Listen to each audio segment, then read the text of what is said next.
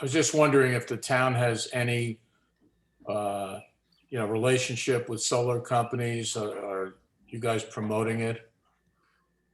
I am not aware of any solar projects since I came on board in March of 2020. My understanding as of a week or two ago that some problems with proposal by Kearsarge had been resolved, and that would be moving forward. I think I got Ken now. Hi Joanne. The program was called Solarize South Kingstown. Right.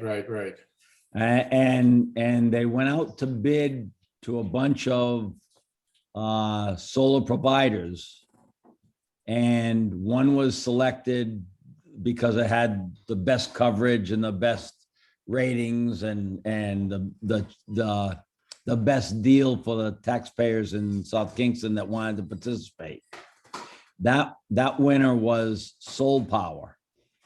So And Soul Power now Abel Collins is a member employed by Soul Power. And I don't know where it stands now because Soul Power is an employee-owned company. So there might be issues with that. I'm not saying there is. I'm not saying there is, but that might be a concern. Yeah, neighbor had asked. Oh, I didn't have started my video. Yep. I'll tell you, it's I've done 2 and I'm in the middle of my 3rd installation commercially. Right. And it was a phenomenal deal. I mean, if you own commercial property in the state and you're a user of electricity or big enough to generate, it's a no-brainer.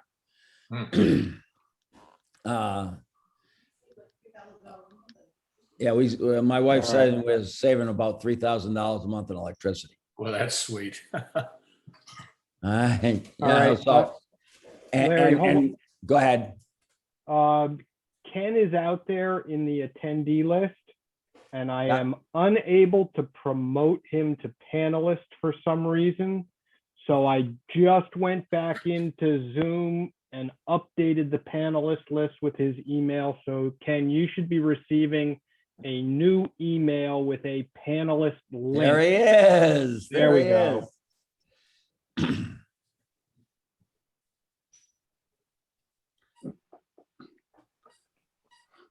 Is my video working? No, you have No. to enable it. There you There we go. go. There you go. Excellent. Hi, Welcome, everybody. Ken. How you doing? Welcome, Ken. Thanks. Ken just got done running a Wakefield Village Association meeting. Yep. Hurried right home. Hi, Susan. Unmute. Hello, everyone. Hello. So Right. Brian, has Maria? yeah, well, I always ask before I just let in people who are not board members. So I have Maria, Rex, and Will Green all sitting. Please promote them because they'll be making a presentation. Okay.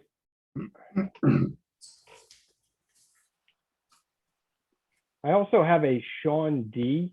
Is that somebody that we are expecting?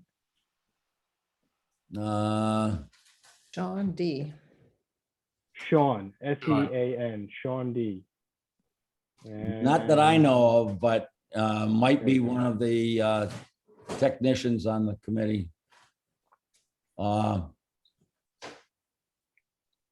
Let's when we get to community involvement, if he wants to talk, he can talk on that one. Welcome, Rex and Jamie and Will. Good to see you again. The way Good this evening. works, there you go. You have to enable yourself to unmute and to get the video. It's a little different Yeah. than other Zooms that I'm used to. Yeah, Can you- Larry, I'm in my car, so I'll have my video off, but I can see everybody and hear everything. Okay, great. Thank you, Jamie, and thank you for participating today. So I we're think ready we to have a go when you quorum. are, Larry. Yep, you got a quorum. The recording is running, the streaming is Okay. running. So if you're ready to call things to order, we're ready to go. You got it. Let's let the record reflect. I've got 7:06 on my computer, and we'll do the roll call. Larry Fish here. Brian, Brian Smith here. Henry, Henry Thayer here. Tom, Tom Rutliff. Jay, Here. Joanne, Joanne Esposito here. Susan, Susan Marcus. and Kenny. And Tetzner here. Okay, so we have a quorum. We'll go into the minutes. Has everybody looked at them? Susan, you got some corrections? No, I didn't see anything. I mean, Whoa. Oh, you're way- letting me they're way down lo- too. they're way longer and more cumbersome to read than they need to be, but I saw nothing to correct. I thought they were a little more detailed than we're used to. I will work on that. Kenny, I thought it was very thorough. I thought you did a great job. There you go. That's a tough job. I think you did great. I'll take a motion to approve the minutes in a second, please. I moved. All right. that's Second. Tom, Joanne seconds. Kenny, you can't vote on this because you weren't at the meeting. So all those in Didn't see the favor say aye. Aye. Aye. Aye. Aye. Opposed? The ayes have it. All right, any correspondence? We have no correspondence. Okay. I don't have my agenda up. Let me get it. Is community involvement next? Or we go right no, into the we're minute? Right into Saugatucket. That's where we were starting off this meeting. You got it. Okay. As per what we talked about last month, our technical subcommittee, I'll call it, the experts on what we're talking about and dealing with, have worked real hard, and they've met, and they've got a preliminary master plan to present to our committee tonight, that they want our opinion on. And it also includes some rough estimates. So come a long way. They've got another meeting next week, a week from today, where they'll fine tune it a little even more. But certainly good enough to present to the committee today for our feedback and our tweaking. But my goal tonight is to get the feedback, and if the committee feels like it's almost there to the point where we need to include the council, and then I think it would be all right to, if the committee wants to, is ask the town council to have a work session where we can show them where we are. And if they feel as though they want to get behind the project and move it forward, then we would then include the veterans organizations and have start scheduling a public like we did at the CTC, and get criticism and input from all the abutters and all the stakeholders.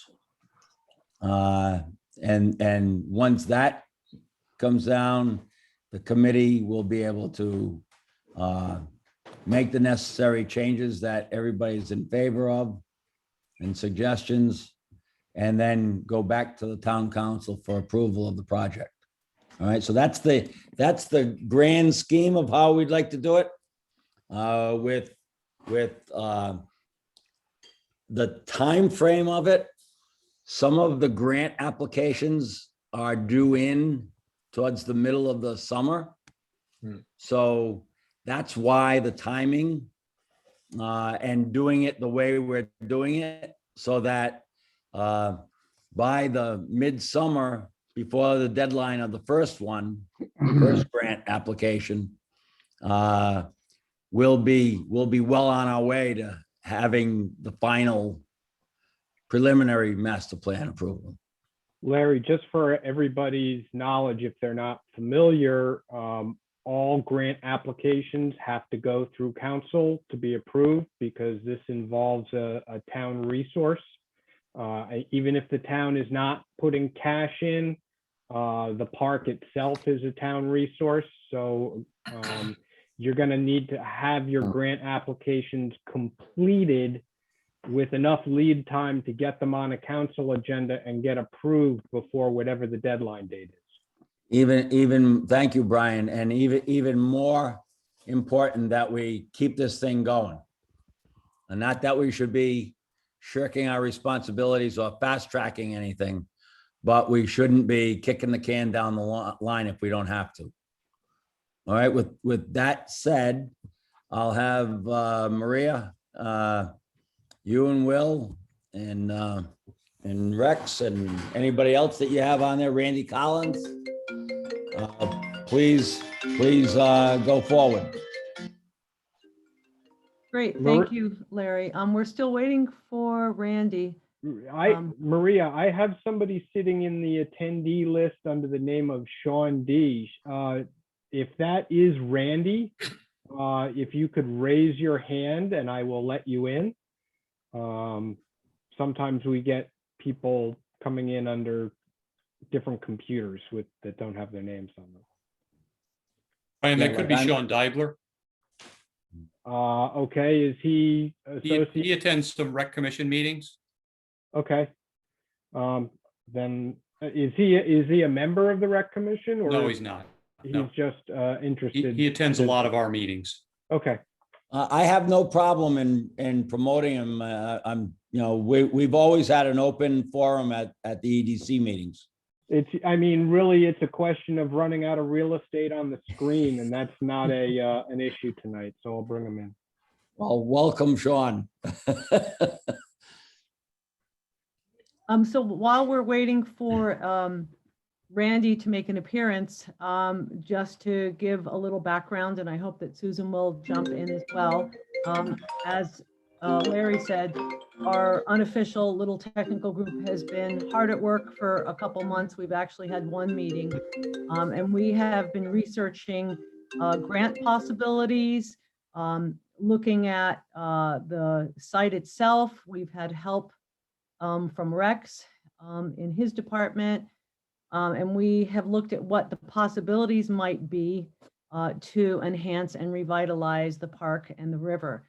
In addition to that, I and one of our other group members, Paul Jordan, who's a GIS expert, have been taking a course that helps you to search for municipal funding for stormwater.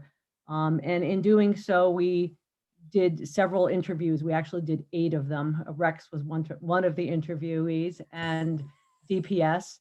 And it's been a very interesting experience. We've learned a lot. And the thing I think that is a common theme is that everyone supports a project like this. Businesses, the arts community, the environmental community, the nonprofit organizations, and so on. Susan or Will, do you guys want to add your thoughts at this point while we're waiting? Before somebody else starts, let me note for the record that another member, Dan Kimber, joined at 7:15. You got it. Welcome, Dan. We Thank got you. Randy. Sorry for being late. No problem. Well, the only thing I would add is, here's Randy, so I don't have to add anything, except I was going to say that Rich Youngkin has been fairly important of late since he came up. He's the one who's done the most work on the Olmsted plans for the park. But Randy's here, so now we can go forward. You need to unmute, Randy.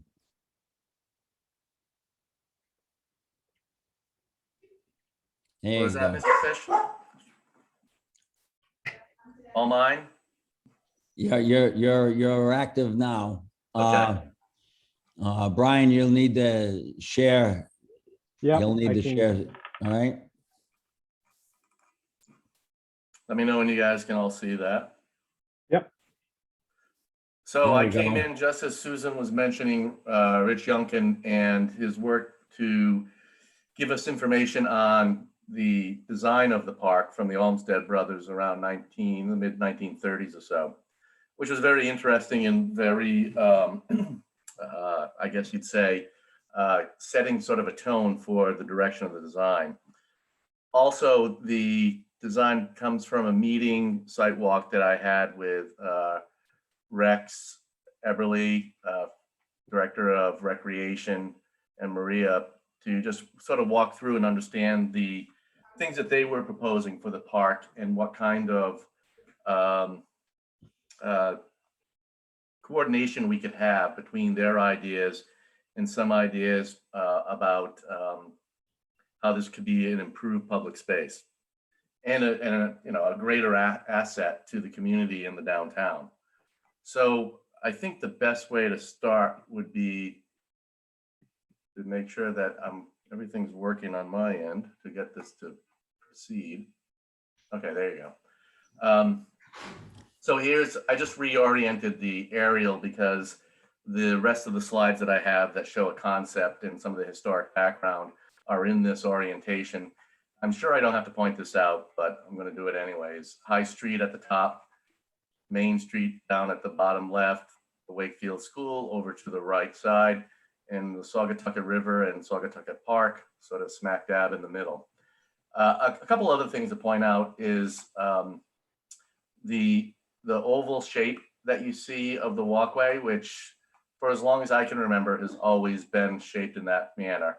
And I'm going to point out to you this little piece of grass area that doesn't look all that good compared to the other grass area. I'm going to ask you to hold on to that memory for just a minute. So here, this is basically our base plan. We created a base plan from near map and some site visits to come up with a scale drawing of the Saugatucket Park area. Again, it's in the same orientation with High Street at the top. You can see the basketball court here in the dark green, and that grass area that was sort of yellowy and not as nice looking as the rest is right about in this area here.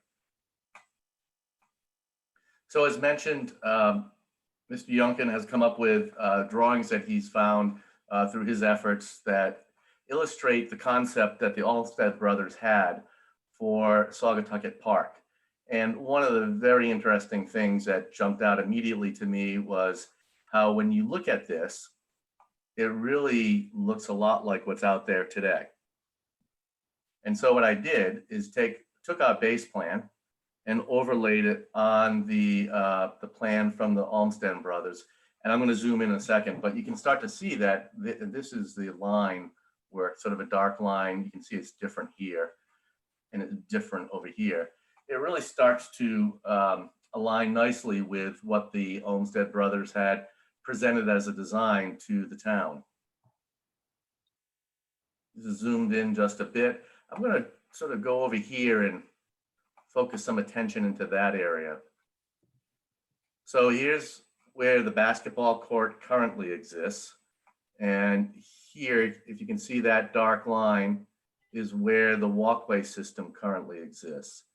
And here is the edge of the river at the time when this was designed back in the mid-30s or so. And you can see that the basketball court is on what is presumably filled river area. And as you all are well aware, that's probably the lowest spot, is the lowest spot within the park proper.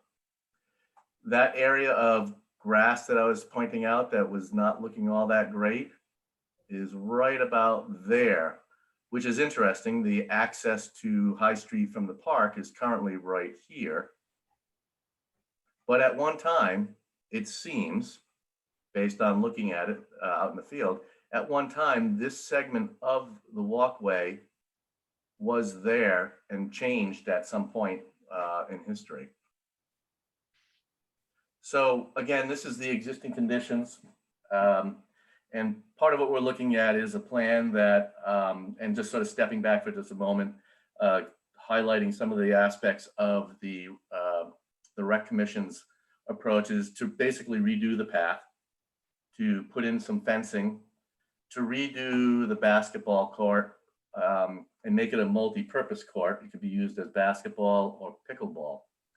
And so after the walk around with Rex and talking about some of what we've discovered from the historical perspective, well, we came up with a plan that is a slight modification of what they're wanting to do, but I think is really a very interesting thing when considering both the fact that this was designed by the sons of the father of landscape architecture, and that we're coming up on the town's anniversary, that a restoration of the park walkway in keeping with the original design with some tweaks would be a very interesting project to help create an improved community space and be able to have something that is, I'm looking at this now from the economic development side, is, you know, we live in southern New England and all of New England is very important. History is very important. And being able to tie this directly to a very important historical figure that developed parks throughout the country and has that kind of recognition, I think is a really appropriate way to look at how this park could be improved. So to go through some of the details, basically what we're proposing is to have the path redone to really start to look at how it laid out originally. This is pretty much there, the big circle, oval, whatever you may want to call it, but adding in this area here into the location of where it was originally, redoing the basketball court. Now this is sort of in an area where historically it wasn't anything like a basketball court. It was actually river. So there's a little, I think we can take a little bit of liberty there. So, but we're actually proposing to move the basketball court. If you look at the basketball court area, hold on. We're moving it a little bit. So we're moving it away from the river. And what we're proposing to do is incorporate a stormwater bioretention facility here that would capture runoff from both the basketball court, this area of the park, potentially from High Street, to treat that stormwater before it enters the Saugatucket. In doing that, there's a couple of other things that need to be done. There's probably, because of the way the ground slopes, there's probably a need for a retaining wall. And if I can zoom into this, I'll do that. Just bear with me for 1 second. Can I ask, what type of treatment would that be? Which, the basketball court or the stormwater You facility? said the runoff, the stormwater runoff. What type of treatment? Is that just settlement or? It would probably be a water quality treatment, meaning that it would take some of the very first flushes of a rainstorm and put it into that system where it would settle out any of the particulate matter and then infiltrate into the soils, but be able to provide a place where that could take place. In a really heavy storm, what we would have to do is envision that there's going to be a bypass feature in the stormwater system that would allow, once that area has filled, for the stormwater to pass by that and go into the river. An overflow, yeah. An overflow. Yeah, it's basically an overflow, because that's we'd never be able to size that to accommodate Right. the whole area of the water. And, you know, one of the things that we'd have to carefully look at is what parts of High Street we would be trying to capture in that. And if there's a way we can discreetly capture just a small amount, and we can calculate the size of that area and its ability, the volume that it can hold, you know, and we can discreetly capture that much of High Street, we would do that. I think that's becomes a larger project and involves maybe getting into a much greater impact on High Street to do that. Right. Are you familiar with the one they have on the other side of the river, right when you go over the walkway on the Over on right? the other side, correct, yeah. Would it look like that? I would say this one might be, because it's within the park, and not to say that that's not a park, but backed up against a parking lot, but I'd say this would be a little more rain garden-like with the way the plantings around the edges might be, so that it actually acts as, the way I would envision that the planting would be there is you can see the sort of existing vegetation in that olivey green color. I would envision that to be native plantings, native shrubs that sort of provide a backdrop of the basketball court area to that area, so that it looks like the natural vegetation, and it actually happens to be a stormwater treatment facility. So it'll be pretty to the eye? To Some say? people's eyes, I'm not sure, but yes, I would say it'd be pretty to the eye. The other one doesn't related- look too good. That's why I asked. In all seriousness, it would look a lot like, well, I don't want to say it this way. Let me say, it would look a lot like sort of a riverbank native shrub growth. And you could add in some native perennials, water loving perennials in that area to do that. And it could really become, I don't know if you'd want it to become a garden-like feature. You just want it to not look bad. You want it to look appropriate to that riverside setting. Randy, I think one of the main things Kenny was asking that for is that one on the other side of the river near him, it backs up all the time and it can't handle the volume, overflows, and they have a lake in the town parking lot. That's, Well, I'm Like a big ripping the hole. Band-Aid off, Kenny. Yeah.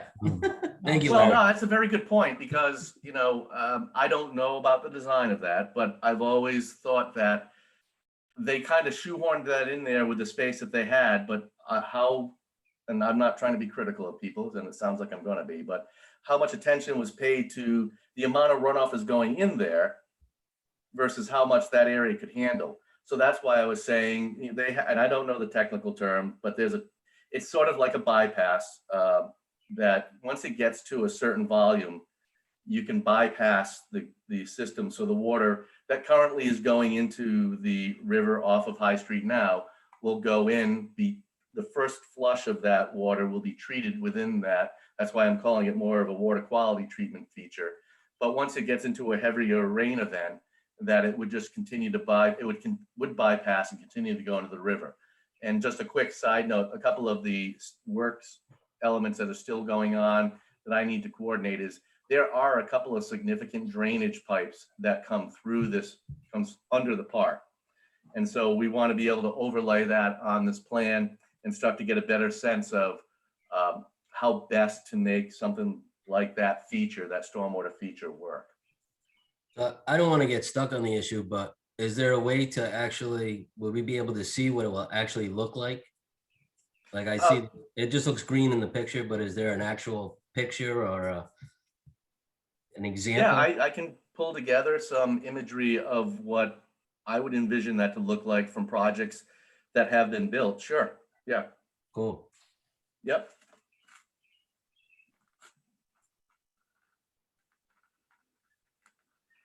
So a couple other things about the basketball court end of it. I had mentioned the grade and having a retaining wall. This is a retaining wall. There's a pole right now with some lights on it. We'd probably remove that pole.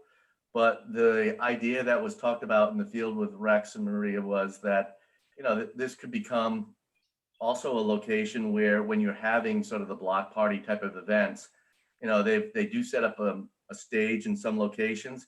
you could have a secondary or tertiary stage set up over here. So the idea of taking that power from the one of the utility poles at High Street and running it from that pole underground to a power panel somewhere in the vicinity of the relocated basketball court is an idea that we thought had a lot of merit, so that you'd have the flexibility to do a number of different things in the future.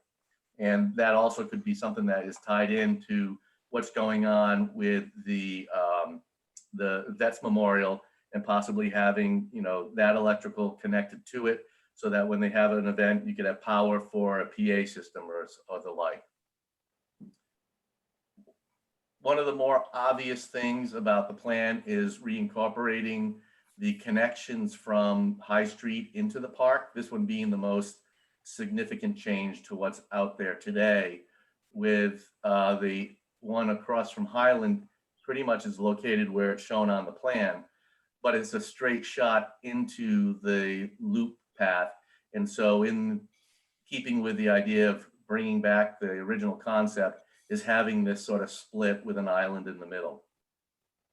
Then this part of it really would remain the same, except we'd be adding this feature in, which completes the loop, if you will, but then still provides the connection over to Sari Sanctuary and the footbridge over to Main Street.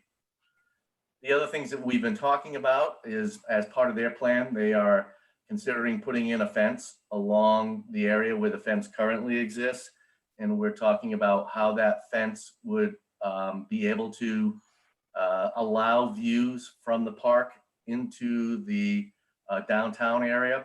And part of that is also a discussion, and that's part of the plans that the rec department has, is cleaning up the invasive species that are found within this, so that we can start to provide views from the park to Main Street, and from the Main Street area, the parking lot, over to the park. And one of the things that when we were walking around one day, Rex and I think this was last Friday, a week ago or so, we were standing on the bridge, and there's actually a break in the vegetation right about here. And when you're standing on the bridge, you get a view directly to the American flag. And so the concept would be is being able to have a number of different view sheds from the downtown area, the bridge, where that flag is seen from that. And one of the reasons why I think that's so important is that if you're over in the parking lot, you're in the downtown area, you're walking over the footbridge, or you're just, you know, possibly even at the bridge or on Main Street, is being able to see the American flag and have that as a feature that gives a sense of curiosity and draws people into the park, and gives them an experience that they might not have otherwise been able to enjoy. These 3 islands that you create, would they just be grassed, just grassy surface? So one of the next things I wanted to mention is there are a couple other features. I'm still getting plans from Mr. Youngkin, and what he's been doing is evaluating the plants that are out there today, trees mostly, to the Olmsted plans and what they had proposed. And in doing so, there's been some other features that have come up as well. So there's actually for some reason, it's not showing up on my plan, but right here, there's a very large tree, a sweet gum that's right in that zone. So that would probably just remain grass in and around that tree. This is a smaller island, I would say, from the perspective of design, not necessarily a perspective of historic restoration, can sometimes be problematic because people will walk over, and a small area like that would be tough to maintain grass.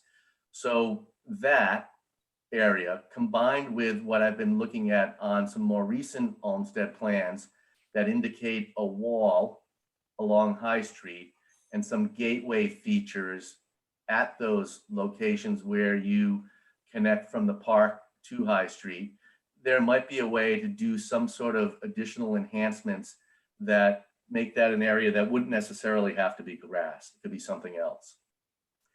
And actually, interestingly, on that plan, this is actually shown as a set of stairs coming down from High Street. So I'm not sure we do that, but I think one of the things that we're trying to accomplish is be able to with a straight face say that we are restoring an Olmsted design park. And that, one of the things that we could also envision as part of everything that I was just mentioning is the possibility of having an interpretive panel somewhere in the park proper where it could give a little sense of background. When did the town originally acquire the property? When did the town reach out to the Olmsted brothers? What are some of the plans and early thoughts that they had? Compare that to what it was before, quote unquote, this park was restored, and then what it looks like now that the park was restored compared to the original design. So I think there's a lot of interesting things that can take place. And I think one of the most, so far, one of the most interesting things is just understanding how much of one of the main features of the park really exists the way it was originally envisioned. And here it sits, there's Olmsted designs all over the country that, people take great pains in making sure that they maintain and preserve them. And we have one sitting here in the heart of downtown Wakefield that, for all intents and purposes, is pretty much intact and doesn't take a lot of work to get it to a point where it really becomes what it originally was. Randy, I've got a question on the elevation of the basketball court. Where it is now, it floods every major rainstorm. It floods. Certainly any major storm, it floods and covers the entire basketball court. Have you incorporated or can you, the lay of the land, I would say, instead of having a retaining wall, you could raise that level of the property right there and have more area to filter water and raise that up enough so that it doesn't flood unless it's a major hurricane. Right. A lot of the flooding that takes place there has to do with this corner is the low point. Correct. And the vegetation, that sort of, I'll call it the wild vegetation, is really, for all intents and purposes, right up to that edge, the riverside edge of the basketball court. And what ends up happening is this area, in the less intense rainfalls, it sort of washes off any leaves and debris and sediment on the basketball court and brings it to that low point. And, every now and then we'll have a gully washer and it may clean that out. But for the most part, what's happened there is the sediment and debris has built up and created a dam. So I think that's a good idea, Larry. I think that in combination with the wall, it might be good to have the wall, which could act as a seat wall, and raise that up so that you really do get some good positive drainage into this stormwater feature. I have a question. Earlier you mentioned that this didn't exactly fly with the Olmsted Brothers original plan. And one of the things that I saw in your map, and you actually pointed it out, was that basketball court was basically underwater. One of my chief concerns about the whole park aspect of this, in fact, my number one concern always has been flooding. If some of that land was, some of the water area was converted to land area, that certainly is causing additional flooding because there's no place for water to go. There was a place there before. And if you're going to go with the Olmsted plan, why not look at going back to where it was originally, unless that's not feasible at all, and making it the way they originally planned, with the border of the water and land being the same as it was then. I think that would be a permitting challenge, but maybe more importantly, it may open up a can of worms. And what I mean by that is, so I'm going to run my cursor over the edge of the river at the time of the planning for the park, and that's that right there. You can obviously see the rectangle associated with the basketball court, and this line is the fence line.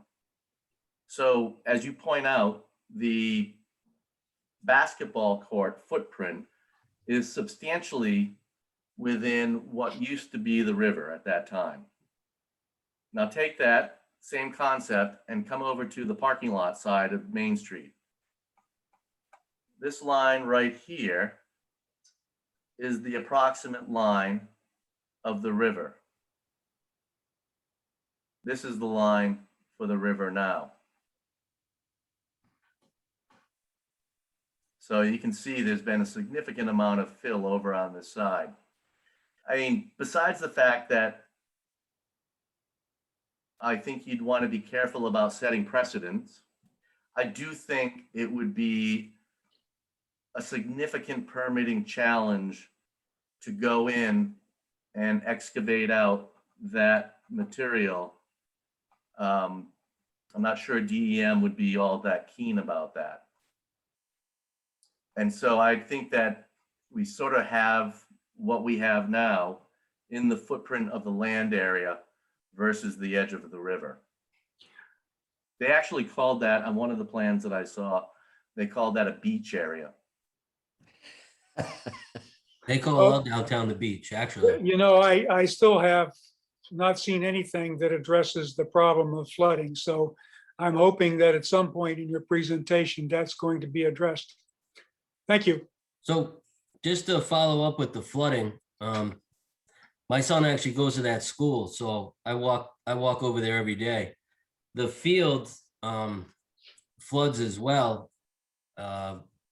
Closest to the Sari Sanctuary, I don't know if you guys ever seen that, but a lot of the times, you know, if we try to throw an event like the Halloween stroll, I've had to like cone off that whole area because it's underwater, which is, to explain the position, would be pretty much the runoff coming off the back of the school there. Alert. Economic Development Committee. What's that? Oh, so right when you go over the bridge, right to the right, as if you were going to walk onto the field, that whole area floods. And when I say floods, it gets Right in here. Yeah, right in there. It gets really deep. Even this winter when we went sledding, we had to try to stop the kids before they got into the river, we called it, because it was terrible. So, yeah, actually my kids both went to Wakefield Elementary, and I've seen that, what you're talking about. I think there's a couple of reasons for that. First is there's a catch basin right there. And that means that's likely to be one of the major low spots where drainage is directed to go. And so what ends up happening if that catch basin is somehow clogged, whether it's leaves or what have you, or you have a very significant storm event, and that could be in the winter months, that could be a big snow event followed by warming and then a rain event. You know, you can in that early stages right after that storm, you can see that would be a place where you find some flooding. And so that's what I was talking about as far as one of the things I still need to do is get some information from public services, because there is a drainage outlet somewhere in here. So one of the things that we could look at is whether or not we need to provide an extra inlet at that location, whether or not there's some cleaning that needs to be done with the pipes at that location. One of the things we're also talking about and I was going to get into funding in a minute, but one of the things that we're also talking about is how to enhance this project to be able to provide a number of different funding sources. And one of them is dealing with stormwater and flooding events and looking at maybe taking roof runoff from the school and doing something with bioretention as well. That might be something that we look further into in this area. One of the other things that I've always seen, and when I was out there in the last couple of times I was there, as I'm sure you know, this path ends right about here. Right. And this is just a gravel area. And what it ends up doing is a lot of stormwater that tends to flow down that gravel area, across the sidewalk and into the planting area next to the building itself. Given that the building's elevated, it then tends to run underneath it. So one of the things that we've been talking about is maybe adjusting the location of this path connection to be able to regrade this so we can capture and redirect stormwater to maybe the possibility of a stormwater feature over here. That's one of the ongoing things. And that falls into the sort of into that category of things that we're looking at on other enhancements that we can make to help going after grants a little more attractive. And one of them is dealing with stormwater. So we're looking at that. The rec department has about 120,000, I believe. So what we're looking at is being able to tell a story here of stormwater improvements, water quality improvements, historic renovation and restoration, and historic interpretation, and how all of those together can create a really interesting, but probably more importantly, a really fundable project that when you combine it with the economic development potential that it could draw from a downtown standpoint and how all those things sort of come together, we're thinking that we're trying to get ourselves set up with a concept and a plan that we could start to move forward into that permitting, excuse me, not permitting, but into that funding application so that we can build up a number of funds so that we could move into a scenario where we are able to get funds, obtain funds over the next 6 to 9 months and be able to then have a project that's basically able to be implemented, possibly underlined, as soon as next year. So let me then say more likely the year after that. Randy, I had a couple things. Thanks for your presentation. And I think it's a great idea to have electrical outlets at the tennis court area for, in case they had tournaments, basketball tournaments, they could have, announcements of the teams and things. In terms of any type of bands performing though, that's a lower level position, from the rest of the huge park. That it's not logistically the best location to have a band performing so that people on the right side towards the school or the north side towards the school could even see the band. I wonder if there was any talk still of a pavilion or a bandstand to be incorporated near the sanctuary, the Sari Sanctuary. And my other question was the east side of the Saugatucket River. That's, coming from the Wakefield Main Street area, that's the first thing people see coming down from Main Street, that if that could be beautified, maybe the path is the same type of look, whatever is paved, and how the bike path has a certain look, whatever that path looks like, would it be incorporated to go around the east side of the Saugatucket as well? It certainly could. So just to try to take them in order, I think that the band idea really is a very much a secondary or tertiary type of concept behind that. If you can envision a block party that might have multiple stages, that's an opportunity. The idea, it's interesting in looking at the Olmsted Brother plans, but also looking at some of their letters that they wrote back and forth between the town. They did actually show, so in this high point, which is approximately where the memorial is today, there's one plan that shows like I wouldn't call it a bandstand, maybe it's more like a pavilion.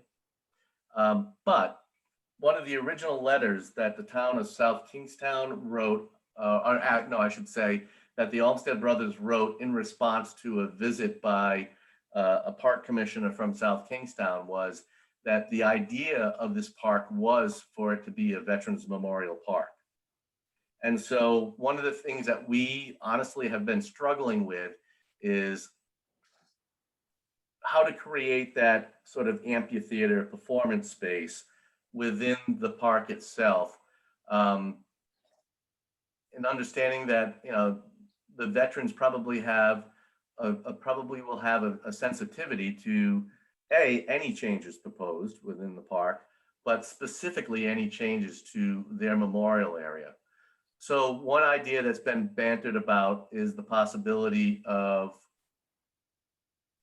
you've got the slope here, and I believe there might have been a brief conversation between Rex and I about this, is that maybe there could be a performance area here built as a temporary facility that then people can sit on the hillside. But we really haven't done much focus on that because of the fact that we do have the veterans there, and there could be some precedent that's set between the correspondences between the designers and the town of what the original intent of the park was. So the other thing I forgot to mention, that's on the plan, is the idea of incorporating benches around the park itself, which is part of what I think would be an important element of the design moving forward. And then as it relates to the character of the east side and looking at the paths, and I would say even the stormwater system, and depending on the nature of the funding and how much money we can get, is maybe we do take a second, hold on, I'm just trying to get to this. Maybe we do take a second look at some of the stormwater features that are over there and be able to adjust them to be able to accommodate what they can actually handle, and then maybe have a similar bypass there as well, so that you don't have that overflow.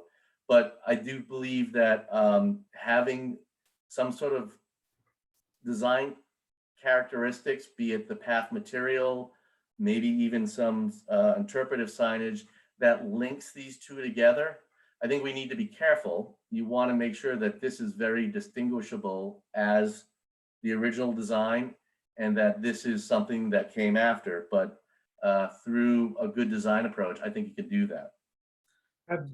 Excuse me, have you talked to any veterans group? We have not. I'm a veteran, and I'm going to tell you that I don't think any veterans would object to that park being improved and made more usable. I can't speak for everybody for certain, but we should contact them, maybe through the AMVETS or the Veterans of Foreign War or whatever. I don't think you're going to get any opposition with that at all, but I would suggest that the park be renamed Saugatucket Veterans Memorial Park. Well, Jay, I will tell you that I have the name of Steve Stewart, who is the head of the Saugatucket Veterans Memorial Commission. So there is an organization that oversees this area. 2014. And I have his number. And after tonight's meeting, depending on where we go, it's my intention to call him immediately. And any pavilion or anything to do with that aspect would be vetted through them and endorsed by them. And we'll use their help if they would like one. Like I'd want to incorporate it and do anything that they would like to do as part of this. And I didn't think they should be here tonight. I thought they should be here after tonight. And that's why I've got the name and I'm going out to them. But I will say one thing, Randy, after the Memorial Day parade, which, there's 2 parades a year for sure.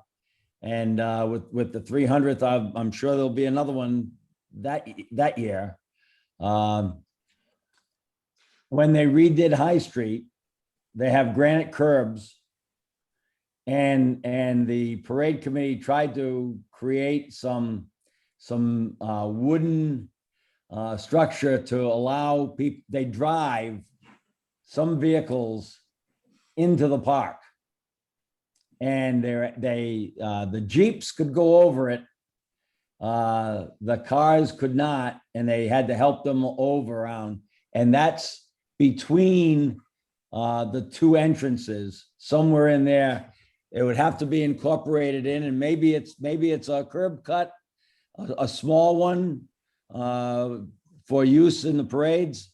But every year, parade people in the parade have to guess on where to cut up through the trees to get there. So I think if maybe the new old entrance that's more across the street from my property than on Highland, that would be an area to make a little easier entrance in from High Street there to accommodate the parades.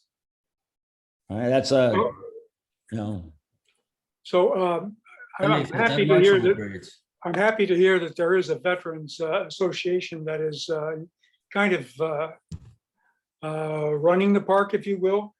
Let me suggest something else. You know, a lot of places in the country have been doing memorials to those who have died in war. And you know, there are probably not that many people from South County, from South Kingstown, that have died in wartime. And those names could be put on a really nice plaque somewhere in the park, probably at a not a great deal of cost, probably $20,000, $30,000, and make this more of a Veterans Memorial Park. You know, I didn't know that that was the case, and I would guess that most people in the town don't know that it was intended to be a veterans park. So I'd like for people to kind of home in on that a little bit and see what we can do to enhance that kind of thought, make it a nice place for everybody, but also key in on the fact that it is supposed to be a Veterans Memorial Park. Thanks. Yeah, I think that's great, Larry, that you're going to get in touch with them right away because their input needs to be there ASAP. So thank right. But I wanted to get our committee's input before theirs. And so this is good. But Jay, I believe the names of the departed is on the existing memorial. Rex, do you know, I think I'm not speaking out of turn here. I think there are names on that memorial behind the star. There Yes, is. there are. Yeah. There is. All right, so that's already there, Jay. Is it kept up to date? Oh, yeah. So Okay. could I just one thing, and I apologize, I'm kind of new to this. I guess I got in the game kind of late here. But when I brought it up, even at the Wakefield Village Association meeting tonight, is there anything that's being done on the other side of the river, or is this just hyper focused on the Memorial Park? Right now, this is our first bite at the apple. It's part of a bigger plan, but we want to have, we're focusing just on the west side. And then once that happens and it's a success, we'll have a better buy-in on the east side or continuing it up further on the west side. So it's a multiple phase approach, Kenny. At the very least, we did make a little mention, Joanne had mentioned it as well, but that water runoff basin, right when you went to the bridge, that used to be pretty good real estate for a lot of our events. And now it's just an eyesore. It has the drain on the top when, like you said, there's so much rain and it flows down. That is always clogged, which also makes it flood the parking lot, but it looks terrible. I mean, when they sold it to us to begin with, it was supposed to be all this landscaping and, you know, this nice looking, but I think we got a couple of shrubs out of it, but it looks terrible. So at the very least, I know we talked about possibly the funding and doing something with that. If maybe we could put that at least in the plan to get the ball rolling, that would be. And usually when we throw the events downtown, even Sari Sanctuary, we talk about it a lot, that we have the music there, but people are on the other side of the river and they load up the bridge, but they're kind of disconnected from everything that's going on. So we've even thought about maybe even putting a little stage right there, even to cover it, just to make it look better. So just a couple of thoughts. You know, I'm more of a Main Street guy. I'm on the other side, so, and we throw the events downtown, so that's. Yeah, I think it's a good point. I know exactly what you're talking about as far as what that area looked like before they turned it into a stormwater feature, and now what it currently looks like. And you know, I think that there are ways to make improvements to it. And I do think that a goal of the project from the Saugatucket Park side should definitely be to make better connections and have people encouraged to go from one side to the other, no matter what side you're on, wanting to go. And part of opening up the vegetation and cleaning out the invasive species along this hillside is certainly to encourage that. And as I said, you know, it'd be great from all kinds of points, whether it's the bridge, different points within the parking lot, at the overlook on the boardwalk, on the bridge going between Main Street and the school, being able to have views into the flag so that it tends to draw you into that park. And, you know, it certainly works in the other direction as well.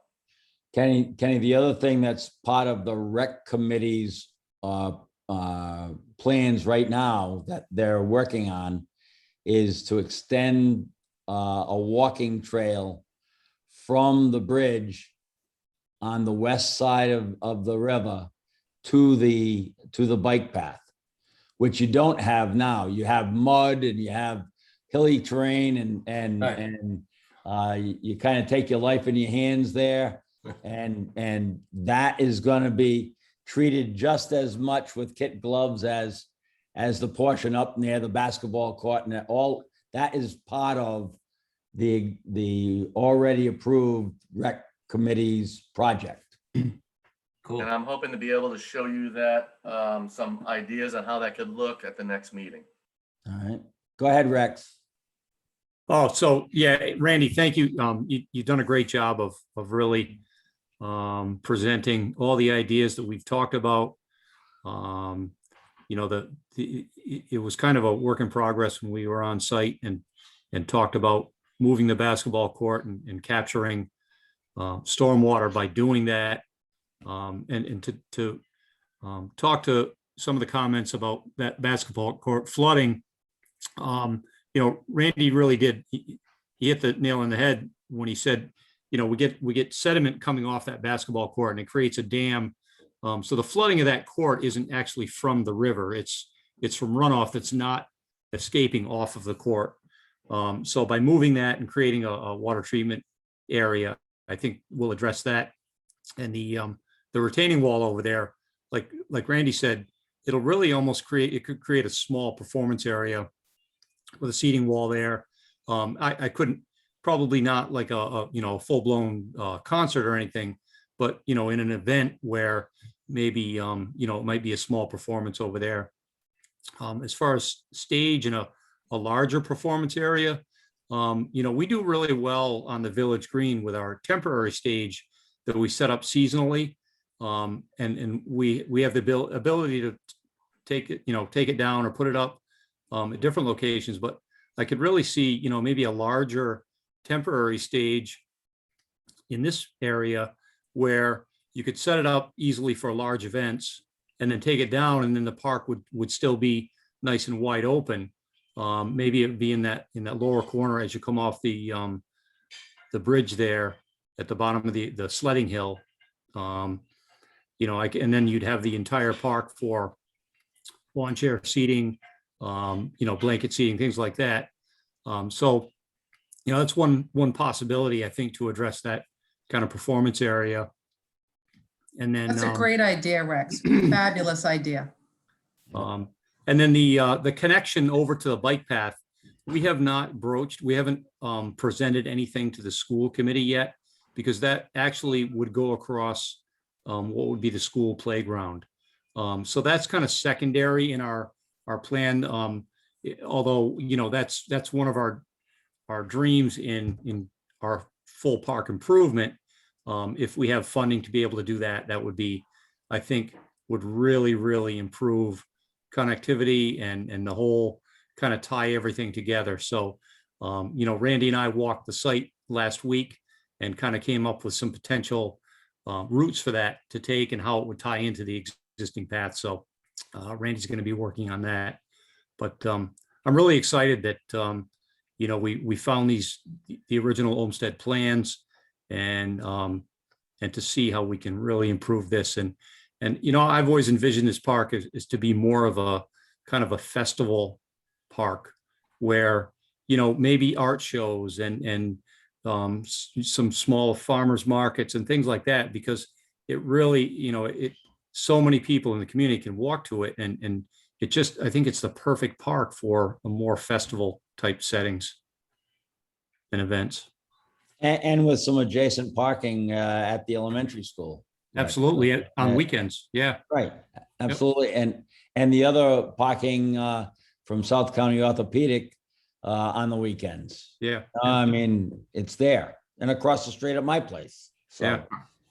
Larry, can I ask I have a question. Yep. I seem to recall in our discussions from maybe a couple of years ago that there was a piece of this property right around where the basketball court is that actually was not owned by the town. It was federal property. How did that ever get resolved, or did it ever get resolved?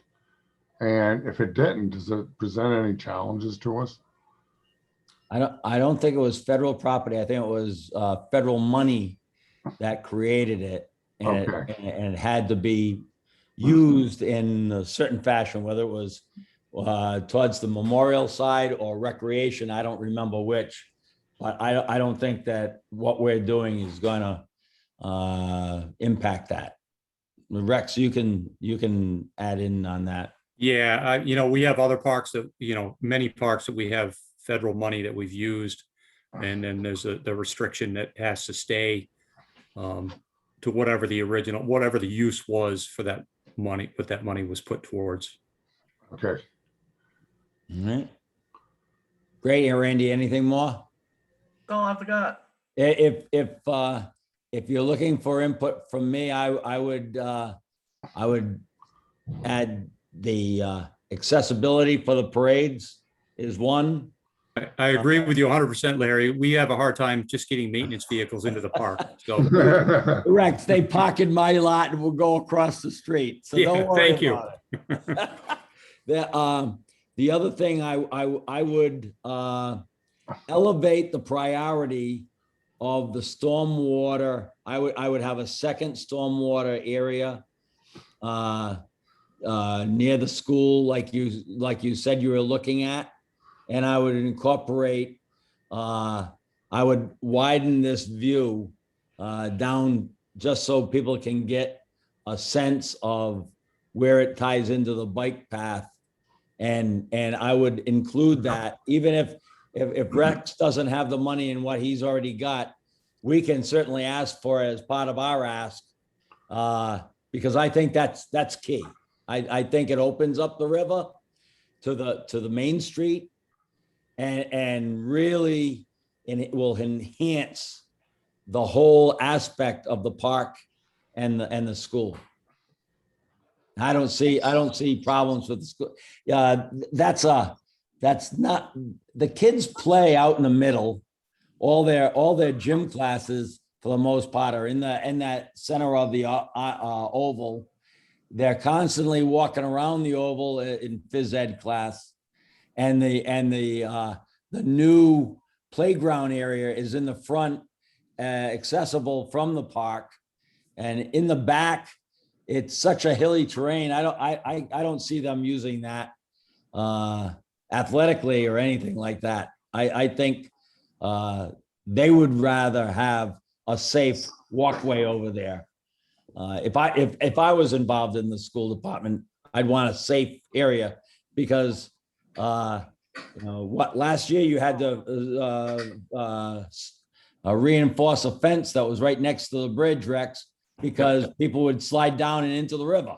Yeah. Yeah. So I would rather see that enhanced, a wall built there to make it safe for the kids, and extend. I don't care if we have to add $100 grand, but to finish it so that it's the right way it's the right thing to do.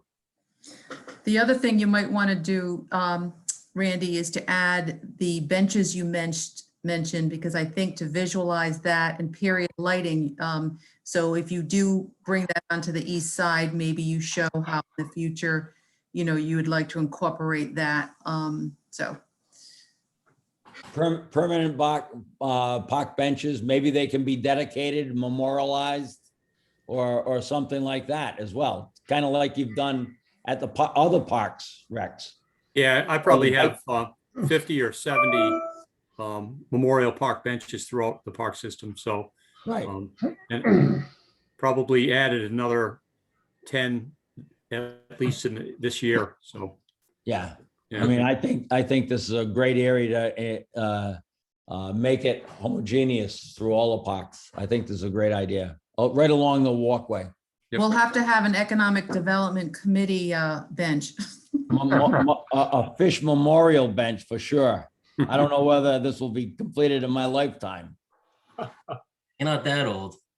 Could I just add something relative to what Larry was just suggesting? When we talked about sort of next phase or bigger picture, once everyone's finished with their questions for Randy, Will Green had expressed an interest in thinking about connections and potentially doing a class project. I don't want to put words in his mouth, but Will may want to chat about that as well.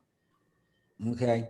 Hey, really quick, I just had one last thing. I'm just really trying to drive this home. So the stormwater runoff that we ended up with on the other side of the bridge that I keep talking about, they actually said if they found another spot for it at the time, they couldn't, but it wouldn't have had to be there. So I know you did mention doing another one at the school. I didn't know if you added one on the other side that would actually fall into place of that one, and then that one could actually go away. Just putting that out I there. think, Ken, not to rain on your parade, so to speak, on that one. I get it. But I think that what they would look at is where the stormwater is coming from. And so they would probably want to treat the stormwater from the parking lot in the area that is on the Main Street side with something. So I'm assuming when they're saying if we could find another spot for it, they mean another spot within that parking lot area to deal with the stormwater that's coming from the parking lot area. Not necessarily true though, because when this was all going down, they talked about the spot where the basketball court is. Oh, really? Yeah, Okay. because it all fell into the High Street. They did it because of what they did on High Street, and they needed more runoff to do what they did. So Right, okay, I think I understand. Yeah. The DEM has a program where on a project like High Street, and you can't make drainage improvements because of the development that currently exists, they look for off-site drainage improvements that count towards positive benefits, even though it may not be within the footprint of the project area. So now that I understand that, they kind of fell in our lap, and maybe I think you're right. I think you're right. And now I'm all wet. Yeah. that'd be awesome. Except I'd like to say that the parking lot is clearly a huge source of drain off into the river. But to Maria's point, is Will still on the call? Does he want to say something about his classwork? He is on the call. Well, so that's one thing. Does he want to say anything about the project? I just had a few comments that I wanted to make. I think that what makes this especially interesting to me is because it is a historic Olmsted Park, and it just happens to be 2022 is his 200th birthday. And the Cultural Landscape Foundation, the American Society of Landscape Architects, they're all having these events. And there may be funding associated with the 200th birthday. So that's something to keep in mind. What I like about the particular project is that there is the potential, and DEM was talking about how important the roof system was in the drainage. And I think a school has the potential of incorporating or integrating teaching into learning, into site work. And I just don't want to lose that. What I've been speaking to Maria about briefly was that I have worked on a few projects in the town with my senior studios. And one of the interesting discoveries that occurred from a 2013 project was that much of the runoff that was going into the parking lots up by Dale Carlia Corners and Tower Hill, much of that runoff is being piped directly into the river. And I think that any project that occurs down here, even a historic one, should be looking at ways to how can we treat runoff before it gets into the river. And then in 2017, when we did the project trying to connect Main Street to the river, perhaps it was pie in the sky, looking at creating storage underneath the parking area behind, well, it's shown in the image there. But the concept of having galleys, drainage galleys underneath the ground, and really beginning to look, or not beginning, but somehow incorporating a major view of looking at what's coming down the river, what's in that water, and what the runoff would be, and then where are the alternative collection storage areas, whether they're below ground, whether they're in the turf field across the way, whether it's near a cemetery or other sections that move upriver. It might be an interesting project to find out where can stormwater be placed. If anything, the comments that were made this evening about the basketball court that floods, the area by the bridge coming off from Main Street, that floods, the area of the lawn area, perhaps that floods. I think that anything that takes place needs to look very seriously at how to hold water on site, how to treat the water before it gets into the river, and then other areas. And I think that there's a potential of having a studio of seniors looking at it, because much of the legwork has already been done in 2 other classes or 3 classes. And now we're at a point where perhaps a different approach might be looking at particular areas for designs, and with the emphasis on drainage, invasive species, connectivity to bringing people in and out.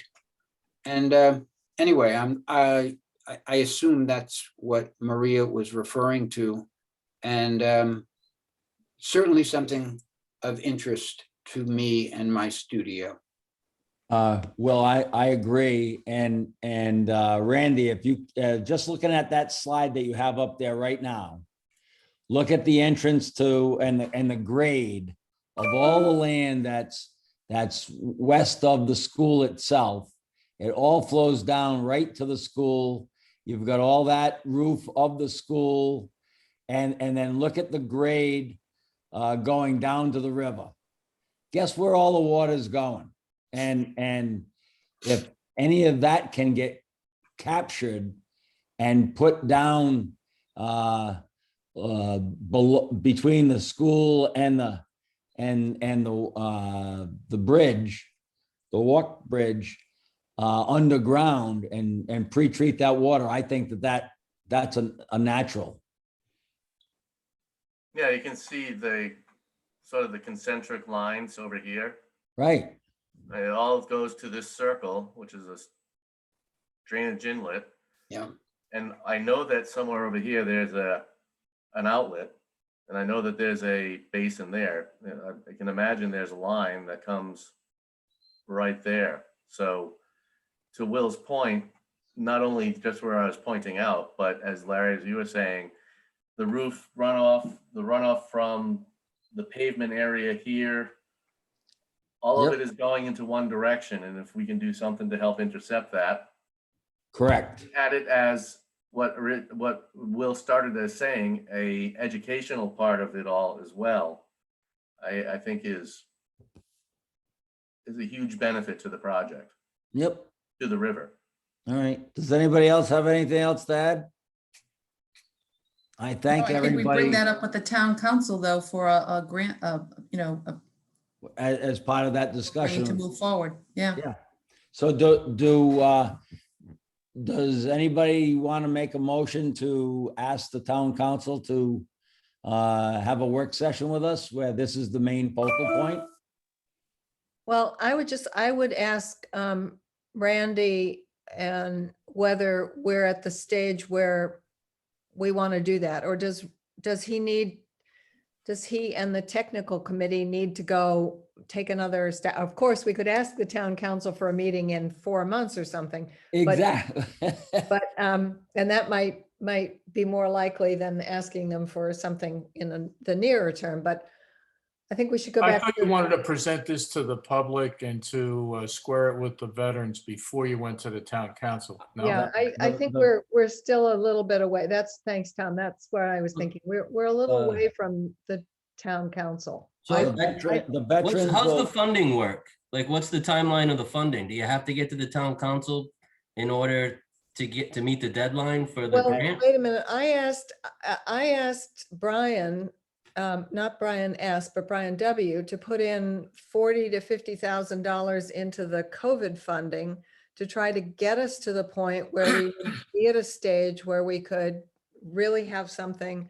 I mean, what Randy's shown us tonight is great, but we need, I think before we talk more specifically about either funding we can get or other, we need some more kinds of drawings, and we need some more thinking about this and some more evolution of the idea. And so I put in $40,000 or $50,000 on behalf of the EDC. Thank you all very much for supporting me.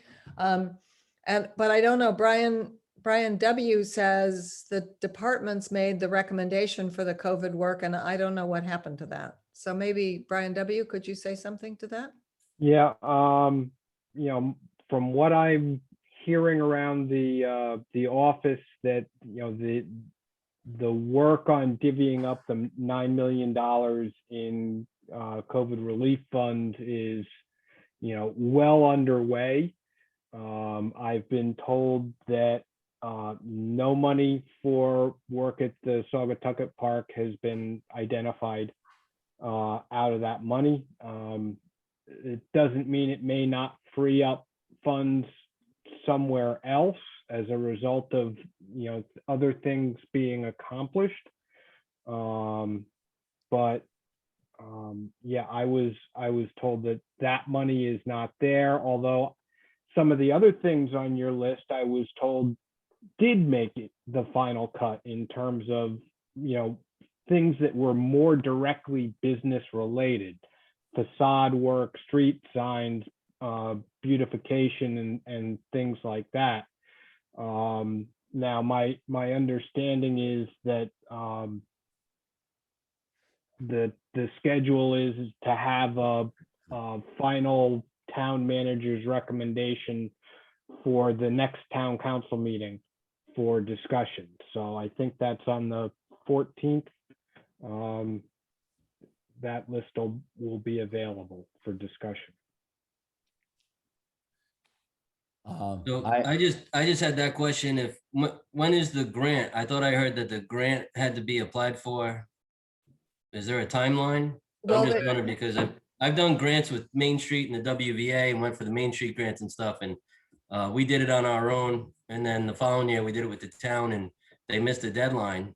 And then, so I mean, if the grant is there, I think we should probably try to do the push to get something done and apply for a grant. So I'm just wondering what the timeline is. Yeah, if you're talking about the grants that I was alluding to during my part of the presentation, there's a number of different ones, from the SNEP grant to some historic grants, that the timeline, I don't know off the top of my head. We've been talking generally about over the next 6 to 9 months, looking at those timelines, looking at the nature of the grants and packaging together an application for funding from a number of different sources. So I think some of the next steps that we have, to what Susan was saying, is we do need to push things further along, sort of like what Larry was mentioning with the vets and Rex was mentioning with the school. I think we need to start having conversations with them to put the ideas out there so that they can understand some of the ideas that are being discussed and get their input as well. So I think that between, say, now and we're right in the, getting into the summer months, I'd say between now and the end of the summer, we might have a really good concept plan that we have some significant stakeholder buy-in that would allow us to go before the council and give them an overview. I will say that we're at a stage with some very early ideas. If there were the possibility of having a meeting with the manager and Mr. Wagner, I defer to you or others on this meeting to sort of present some of the early thoughts that we have to maybe gin up a little more interest in town for funding. I mean, it's really, I think, some pretty modest funding that would help be able to bring this to a point where we could have permit documents so we could move forward. I'm happy and available to do that. Do we need, Hold on a minute, Jude. The key is that when we ask the council for a work session, it generally takes 3 to 6 weeks minimum, maybe 8 weeks to arrange that in their schedule. And so by just asking for a work session, I think you're looking at mid-July as when to have the work session. And I don't want to go down a rabbit hole, Randy, and have you guys and all the volunteers do all this. And then the town council said, I have no appetite for this. And then it's all for naught. The plan was to give a preliminary master plan, ideas. Yes. All right, here's an idea of how much it's gonna cost. This is where we think we can get the funding from, this A, B, C, D, E. And we would like to meet with you in mid-July so that you have another month and a half to further enhance it with water mitigation or whatever the feedback that you got here. And then they're going to give you feedback that you're going to have to incorporate, and then have a public meeting at the CTC or whatever, like we had at the beginning of this project with the students. So I don't want it to be the end all when we make the presentation. I want it to be in this kind of a framework so that we can incorporate other ideas. Yeah, I agree 100%, Larry. It has to be inclusive of the town council. I agree too. So They need to working- get on board. This Well, is wait a a minute. working progress. we ahead, we Dave. really need to speed this thing up a little bit. It seems to me that we need to have a plan of action here, what we need to do. And we need to get as much as possible done by the 17th, which is 2 weeks from now. And we should have another meeting. There's no rule that says we can only have one meeting a month. We can let this fritter away, or we can accelerate the process and, get it done in time to have a viable, reasonable meeting with the town council. So I'd like some consideration of that. All right, well, July 1st is our next scheduled meeting. You can't get closer than that. The 21st of June. No, I'm saying our next meeting is July 1, Yeah, Thursday, July 1, well, I'm suggesting the 17th of June, right? 2 weeks, 2 weeks from today. For just another update? Jay? No, for a plan of action tonight that accelerates the process of the things we need to do to get ready for the town council, and then meet and see if we're ready on the 17th. I think, I would like to see a motion to ask the town council for a work session in mid-July so that the technical committee, I'll call them, can add the things from feedback from today and tweak it some more. And then we'll see it on July 1st, and we'll have 2 weeks to tweak it again before but we're in their queue. It's not easy to get that. How many people are, Jay, how long have we waited? I'm not saying we should wait to request a meeting. I'm saying that it seems to me there are enough loose ends here that we need to get together, that we need to speed up the process as it's going, and do those things, come back on the 17th and see if we're ready for the meeting that we've already requested with the town council. I'm not suggesting we wait for that request. We could do both, Jay. We could have Yes. a letter sent to the town council asking for a meeting to get that moving, and we could meet in 2 weeks if you're thinking that, and July 1st, if we need to keep, Randy, so Randy can present more, and him and Rex, I think the subcommittee more can meet. decisions. I think the subcommittee can meet Yeah. for 2 weeks. I don't think the whole committee needs to. We've given our 2 cents worth the first go around, and these are volunteers with Yeah, a capital V. They That's have what I was, life. that's what I was gonna say. I mean, that's why I was hoping we'd get a little bit of seed money from somewhere. I mean, maybe it should just come from the planning department, because one of the things Jamie said to me at one point was, well, maybe there's money in the planning department. So let's see, maybe the planning department can just open its little pocket a little bit. But maybe we need, I don't know how long we can ask Randy and all the others to be volunteering their time. Right. But anyway, I don't know. I don't know. I think we ought to be able to get $40,000 to get to the point where we could have the kind of topographical maps we need, drawings we need, permitting lists we need. That's Right. not inexpensive to get there, but anyway. I agree with you, Susan. And that will only come from a meeting with the town council. Well, except the planning department did tell me, because I was being obnoxious, they did tell me they might have some money that they could help us with, but I've never heard any more about it since then. So that was Yeah, maybe but Brian said any type of grants or any kind of, money has to be approved, so well, maybe. wait, no. This is just money from the budget of the planning department. I got it. This is not grant money.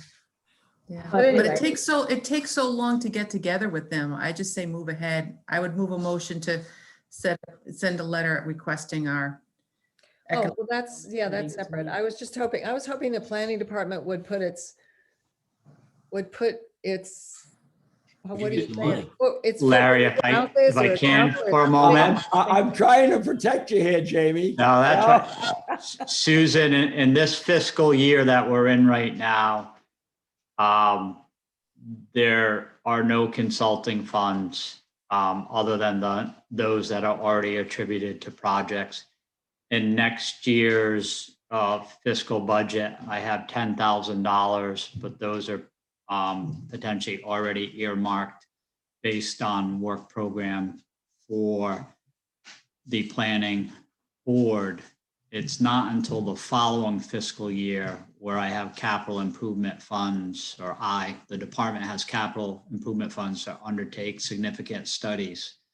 Okay. So, I really wish I could potentially offer you or someone a check, because I would already have initiated some other projects that are on the priority list for the planning board. But again, going forward with town council and asking for a letter, I will note that town council is looking to have 2 additional special meetings in June regarding the American Rescue money. So that'll put them at potentially 4 meetings in June. So just be conscientious of that. If you're trying to get in their queue and you're ready, I would get in their queue sooner than later. And I agree with the sense of urgency that Jay described, as well as Larry's realistic portrayal of the timeframe for getting a work session with the council. And if we need council endorsement in order to apply for these grants, obviously the sooner the better. I think the thing is to not wait till 2 weeks from now to ask for that meeting, or not till July 1. I think to ask for the meeting now, and that's where it doesn't, the $40,000 it doesn't have to come from the rescue money. It can come from, they've got a discretionary fund.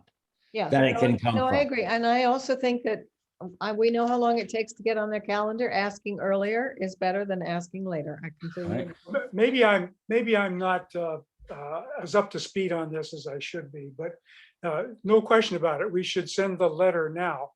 But I want to tell you, from my past experience, I'm seeing the lack of a specific plan of action. Points that people have to take, people who are involved, that we want to have done by a specific date. Maybe that's my military background, but maybe it's not. Maybe it's not. Maybe it's just, Not a bad thing.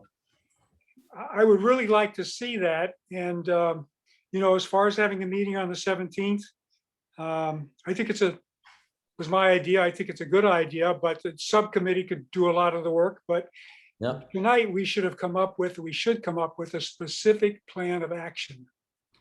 Who needs to do what by when? If that's by the 17th, if it's by the 1st of July, if it's by the end of summer. We're just kind of, flopping around in the water like a bunch of ducks. I mean, I heard some mention of somebody getting in touch with one of the memorial, Larry, what was it called? It's the Saugatucket Veterans Memorial Committee. I mean, that seems like a bullet point that somebody needs to do. I'm prepared to do that. I've got the guy's name and number. I just thought it was premature till we saw this first. And what does Public Works need to do? What does Parks and Rec need to do? What does the EDC need to do? Those are things I think we should specifically delineate, because everybody's going to go forward with this meeting thinking they know what they were supposed to do. Can I comment? Pardon? When you're finished, I'd like to make a comment. I wasn't finished, but go ahead. Oh, I'm sorry for interrupting. Go ahead.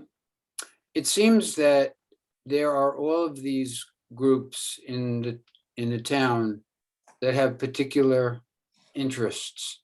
One of the things that I heard this evening was the importance of aesthetics, and we're looking at historic property, and we're looking at possible education and then links to Main Street.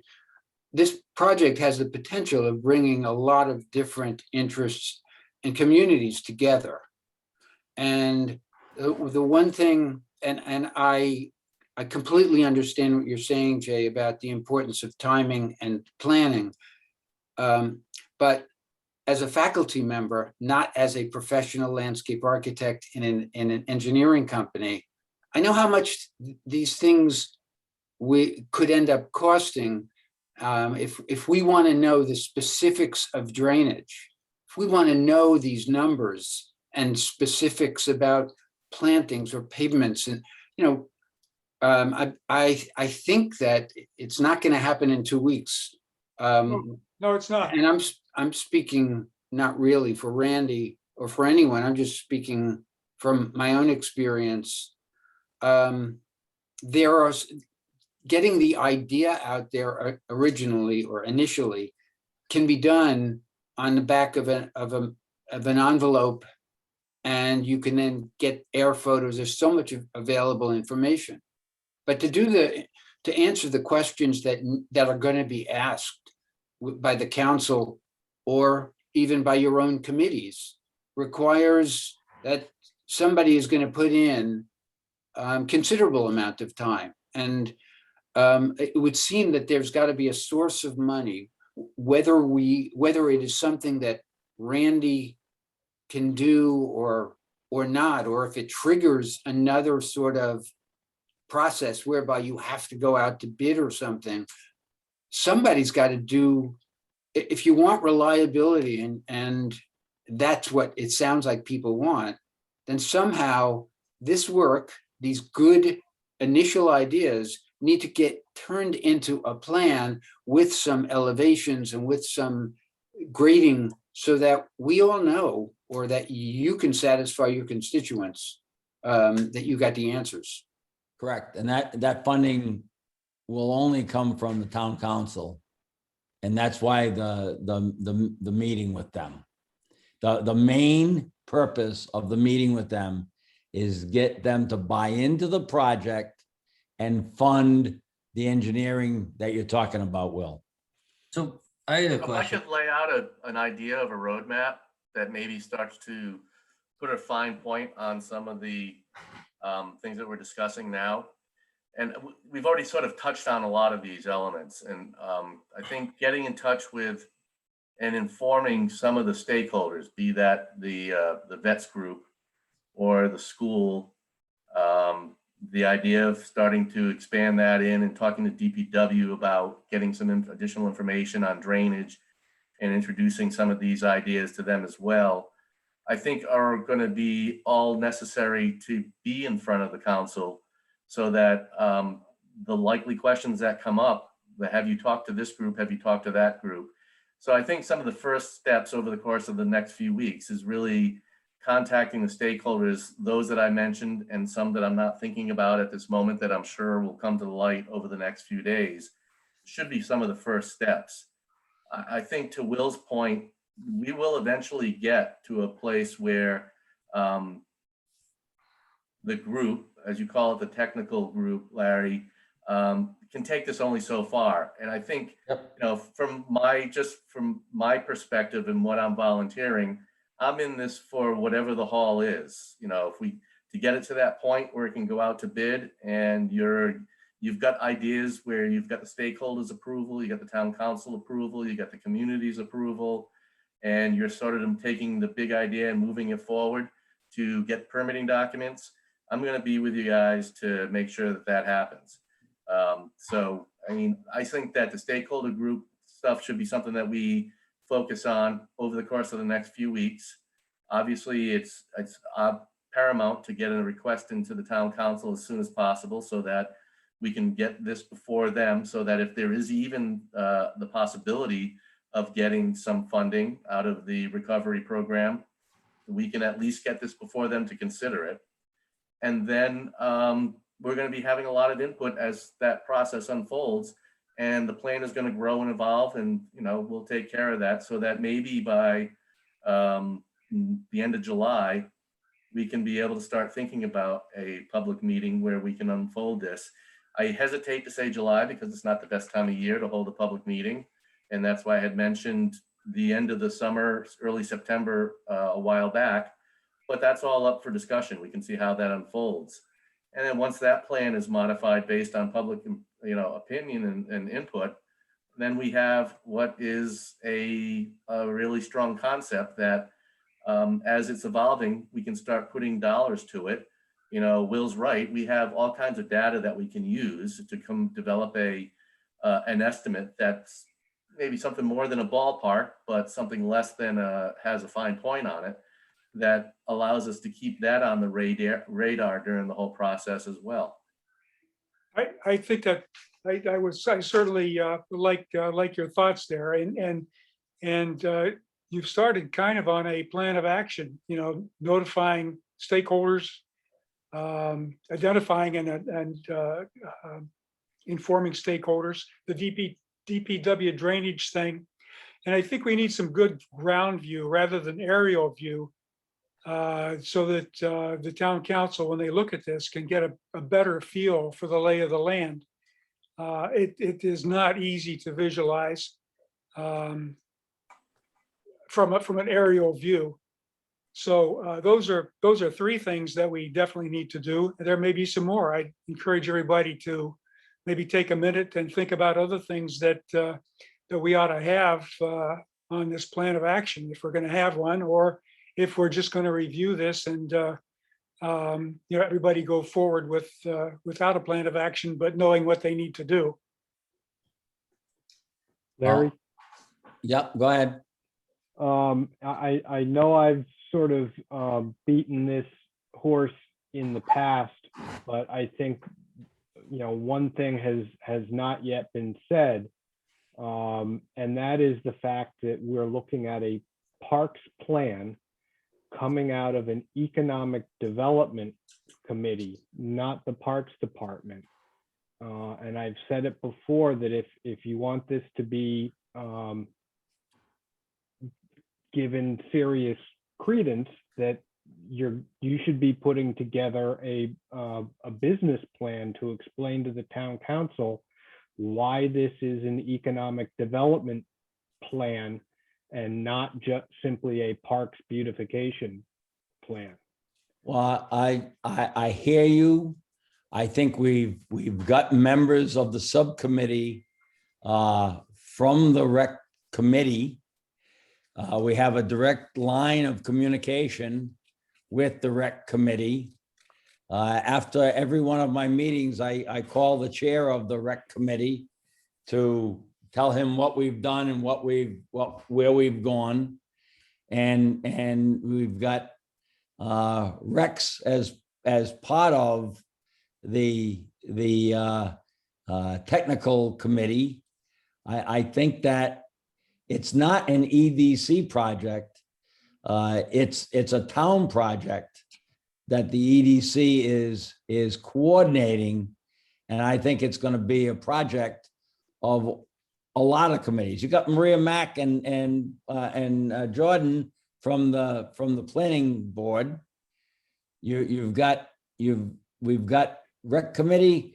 Fully expect Historic Commission. I just like to say to Brian, to your point, this may look like a park plan, but this is an asset. My view about what economic development is that we are understanding the assets in the town and working those to the benefit of the entire community.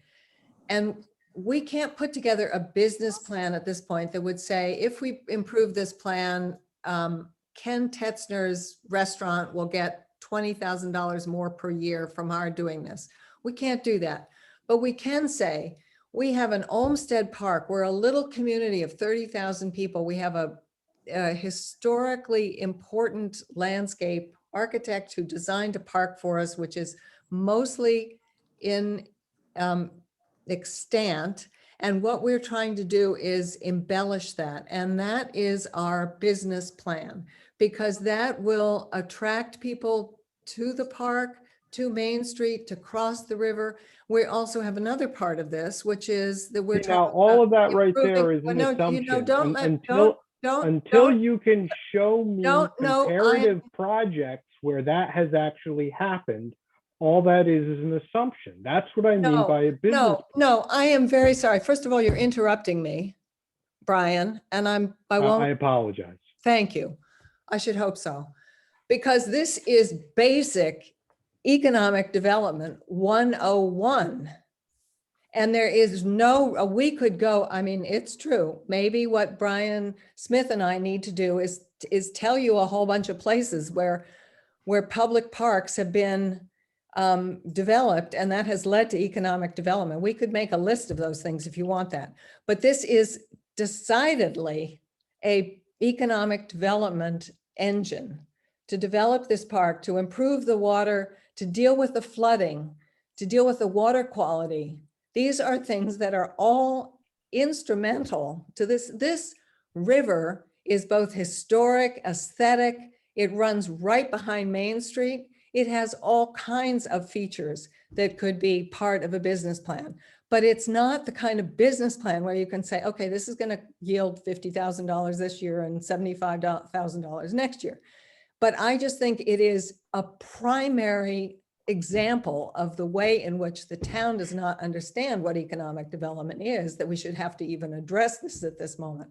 And I'm sorry to be so upset about this, but I have said this over and over and over again, and I'm tired of saying it. And I don't like to be asked over and over again to come up with a business plan for this thing when it's clearly the enhancement of one of our primary assets. It's the bike path, it's aesthetics, it's Main Street.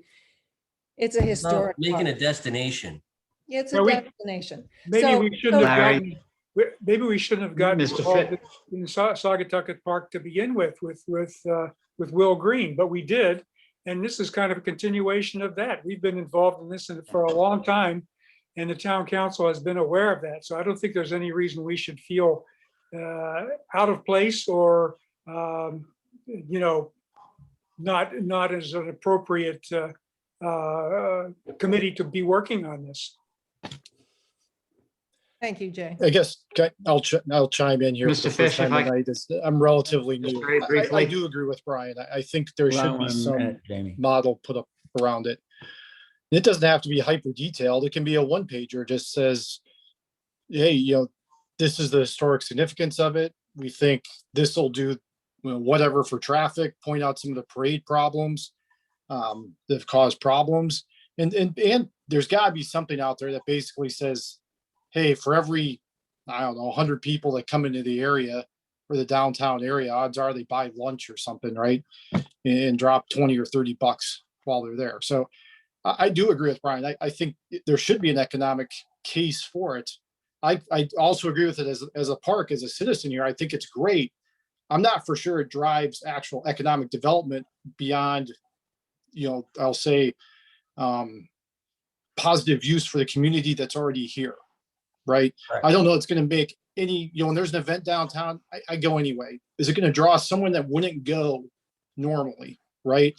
I think the gentleman that brought up, hey, the Olmsted, the whatever 200th anniversary year, those are those things you can kind of point to that are tied to the economic development piece. And not everything has to be presented economically in dollars and cents, right? It could be a rating, a probability, some sort of comparison. So But if the business plan needs to be quantitative, that's an if, but if it does, we could extrapolate from events that have already occurred where we got some handle on what the bump up was in business for the town.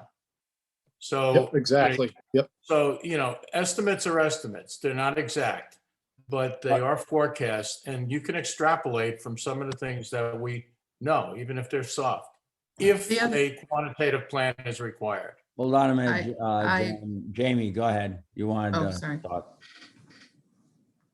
Jamie, didn't you Yeah, want? just everybody is, from my point in listening, Brian's really asking for information that you just discussed for the last 5 or 10 minutes. And some of the things, when you're building a new asset, you have economic multipliers.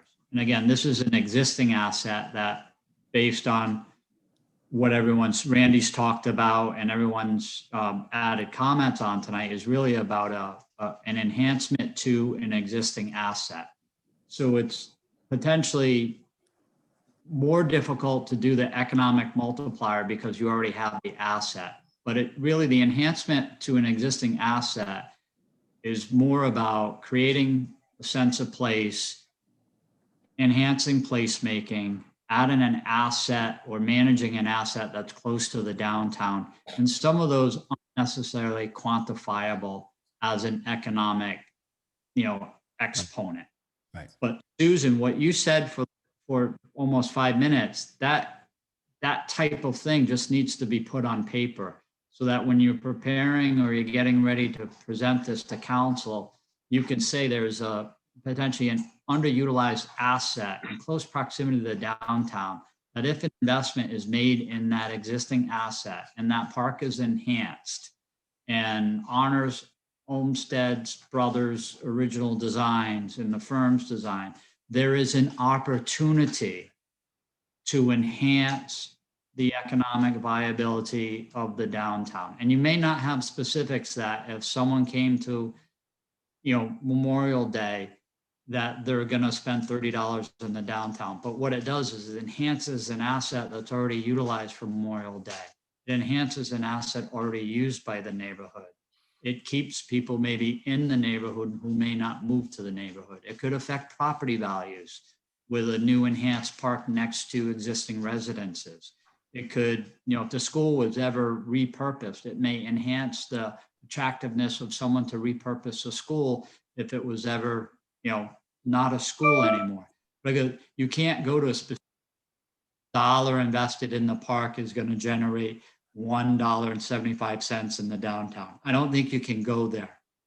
I agree. I But what agree. you've said, I agree. No, I just needs agree. to be put on I paper. was reacting to the business plan. I mean, the concept is fine. I think we can, and maybe we should be writing down what the concept is, but to call that a business plan seems to me to be a stretch. It's not a business plan. It is. Well, I apologize if I used the wrong nomenclature, but my point is, I think if if a plan for a park's sake makes sense coming out of the Parks Department, a plan for a park coming out of an economic development committee should have some supporting basis for benefits to the economy. And I come to these discussions and I don't see a lot of that being brought to the forefront. And in days of ever tighter municipal budgets, when you go to the town council to ask for money, you need to be able to make a case for why they should invest in that product. I What- agree. what- I totally agree. And that's why with a presentation just as minimal as what we had tonight, I have no problem going before the town council asking for 40 or 50 grand, because Dave Palazetti from the rec committee is going to be sitting right next to me. And Maria Mack from the planning department, planning committee is going to be sitting right next to me. And, Exactly. Steve Stewart from the Veterans Committee is going to be behind me. And it's not going to be the EDC. It will be the stewards of the money, or we don't have to be. It can be somebody else, but it will happen because of the people and the passion behind it. And it's the right thing to do. It's an asset that this town has, and it's always written down in the comp plan and everything else. But you can't see the goddamn thing. You can't use the goddamn thing, and it's polluted. So let's start cleaning it up, opening it up, and making it a recreational asset in this town. Right. Now I'm starting to get pissed, so I'm gonna back off. So a couple things I'd like to add. Susan, you can take the letter that we had drafted way back to the town council where we said the reason why we're involved is because we were part of the original plan with Will Green's class, and we were the ones that were trying to move it forward because we saw the benefit of this wonderful plan to enhance the river. And not only the park and all that enhancement, but it's going to build a better relationship between Main Street and outdoor access that can provide for outdoor events, thereby bringing more people into town. This is a resort down here in South Kingstown, so I would add some there about the summer tourists. You have people like at the Green Hill, the Matunic, all those beaches where, they come into town to go to Brickley's, they come into town to go to Phil's, they go in to town to go to the Muse, they want to have a nice dinner, and then afterwards they want to take a stroll, go around the park. You could have classes, more classes doing walks, seniors doing more walks around this wonderful new park. So the tourist aspect is big, and I think you can take some things from our letter to help you draft something. And Brian's right. I think, you have to show something about what this whole viability, this project will give to the town. Basically, it's a nice outdoor tourist attraction. I know as the president of the Wakefield Village Association, which represents all the merchants downtown, that the night of the meeting, I can get a strong presence from all the downtown merchants as well to show support of the project, which, if everybody's all in, I can't see why town council would think it's not a good idea. And I think that would be critically important. Well, we do have the letter we wrote several months ago, which I do think touches on most of the points that that deal with why it is an economic asset to the town and why it should be supported. So Brian has that letter. When the letter is going to be written to the town council, I suggest you take that and use that as the basis for whatever you want to say when you ask for this meeting. Yeah, and I think that we got to remember one really important thing is that the multiplier effect is year over year over year. It's not 1 year. Yeah. It's year over year over year. So for the next 20, 30 years, if it's $10,000 a year, that amounts up. And I think if the plan goes forward, as I've heard some of the aspects of it, we're going to have more events, and more events will definitely create additional revenue for the merchants downtown. Phil knows how much he grosses on a water fire night, I'm sure. And if you have more events like that during the year, because the facility is nicer and you have other types of events, there's definitely a tremendous economic impact. And Okay. I know when we do I our. don't think you don't need to quantify it, not at this point. Larry, Go ahead, Henry. I suggest that we're coming to the 9 o'clock hour. And we've talked about this and spun it around for more than an hour now.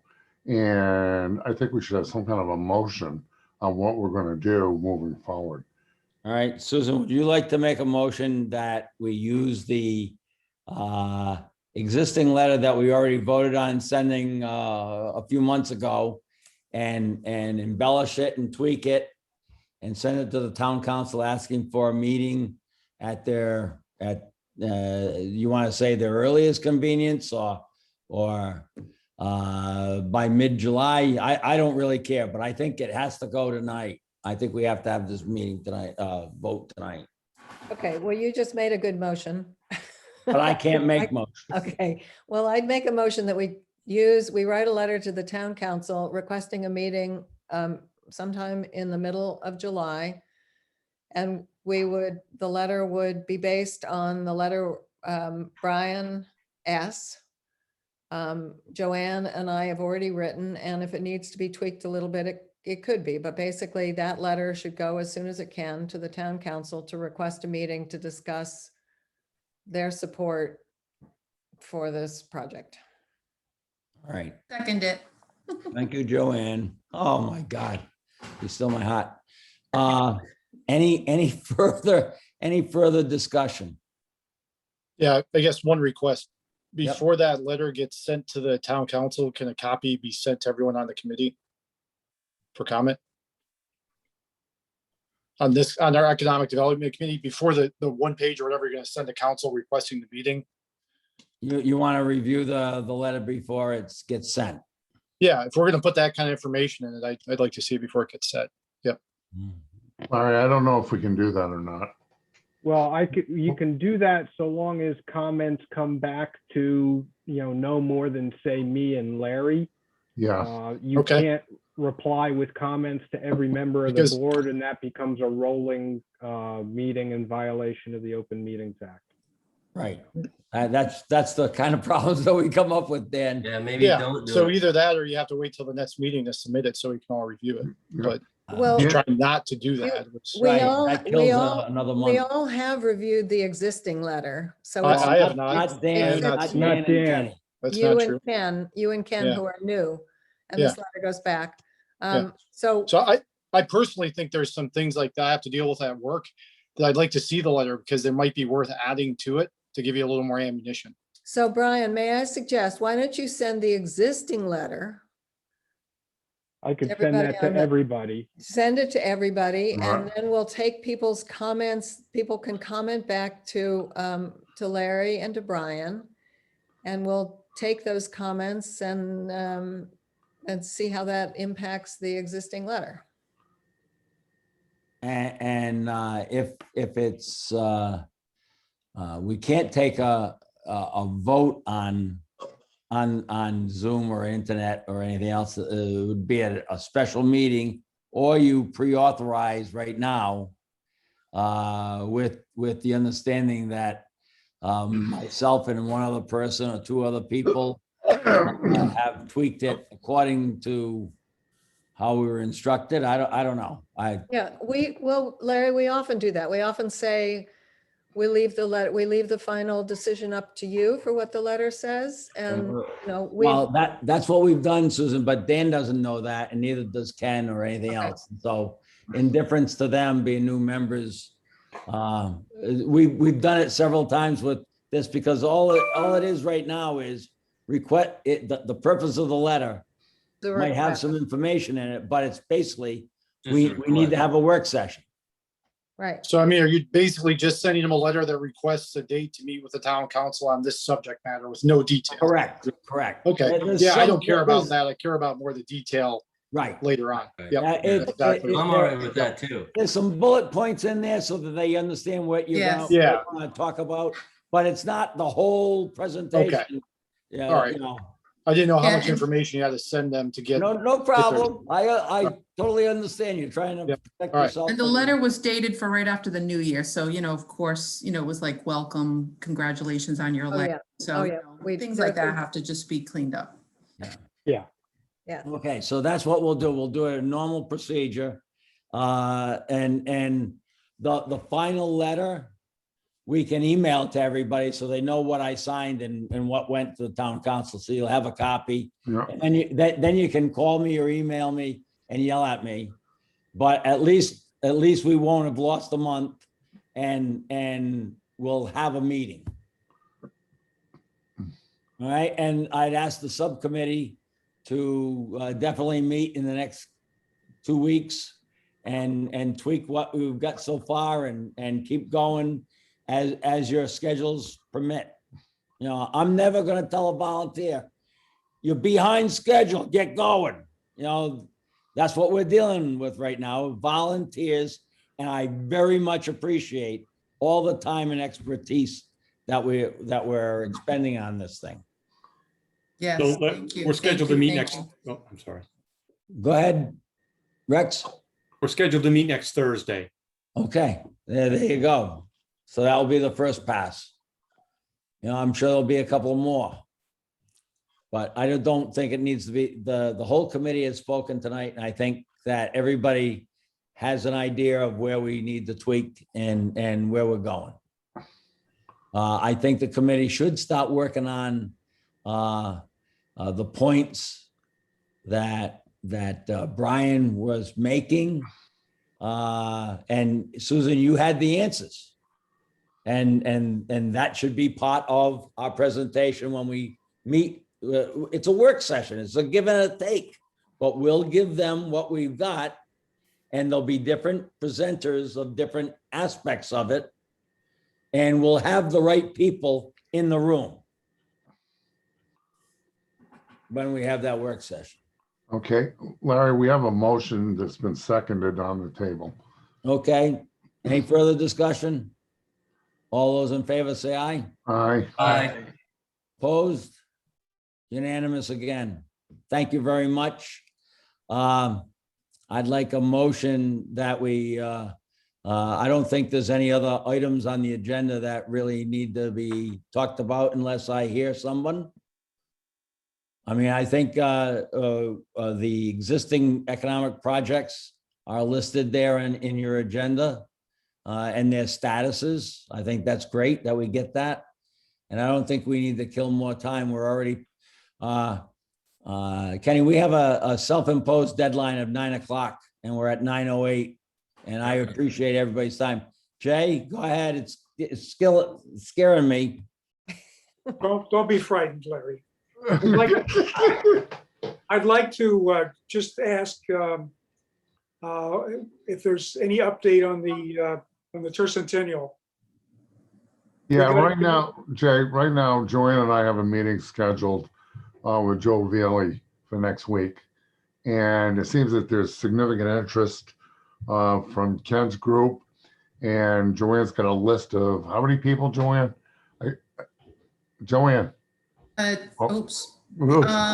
So over 35, different, incorporating all the different departments, so. Is that going to be Okay. in the letter as an item to discuss? What was that? Is that going to be in the letter as an item to discuss? No, I don't. No, well, I think that's if- going to be Just asking. separate. If the committee would like to add a second item to discuss with the town, you only get an hour. Yeah, I And think we keep it I straight. I Yeah. don't think so, I don't but, suggest you do that. no. You're right, Jay, though, because we should, be moving on it. And I think this fall, so. Well, Well, time is, weren't we waiting for the town council to appoint the committee? We've put forward Joanne and Henry, and they were supposed to, the town council was supposed to, said it was interested in putting together a committee, and now it Well, hasn't. Well, a draft Exactly. committee list is going to Rob to give to them from me and what Henry and I looked at. So we're just going to meet with Joe Veely first and then that to him, just in case there's any other input. And then Ken, you were gonna let me know if there's anybody specifically from the Wakefield Village that would really be on it. So that'd be great. Kenny Burke's our event coordinator, so at our meeting tonight. I think it Great. would be a Worked with good Kenny many idea times, so. to put something about that I in actually have the to go. letter. Something about it. Maybe request that they update us on how they're thinking about it. You know, it's a working session, so they can give us some ideas, give the committee members some ideas based on what they're saying. So I just think we ought to throw that in there. The 2 items, I don't think it needs to take a lot of time, like nothing we do takes a lot of time, right? But I agree. I don't think I want to list it as a official topic, but I think at the end of the meeting on the Saugatucket, we can say, oh, and how's it going on the tricentennial? We've given you names and that kind of stuff. Have you guys moved on that at all, or are you going to wait till the last minute kind of deal? why not put it in the letter, Larry? That's all we want to know, really, isn't it? That's right. So we could put it in the letter then, right? No, I think it raises, I think it muddies the water. I think it should be, they've already said they're setting up a committee, so we should just wait and see what they do. And speaking of wasting time, we do have Rex, Will, and Randy, Maria, who are on this call, and they should be allowed to leave if they want, if we're not finished, it seems to me. I think, Jay, it will be discussed, but it won't be in the letter. Okay. All right, but it will be discussed. I mean, we always part with something and when we have meetings. And I think that this is going to take up more than an hour. Well, they should, maybe by then they'll have a committee. Right, exactly. So, okay. Hearing no opposition. I hear a motion to adjourn. I move we adjourn. I second it. All those in favor? Aye. Aye. That's 9:12 according to my. We Good did night. start. Thank you. We did Thank start. Thank you, you guys. Good night. Thank Good you, night. guys. Thank you, Jamie, for being here. Yes, Appreciate it. thank you. Yeah, Good night. thank you for the Thank you, presentation. everyone. Thank you. Rex, good seeing you. You too, Larry. No problem. Yeah.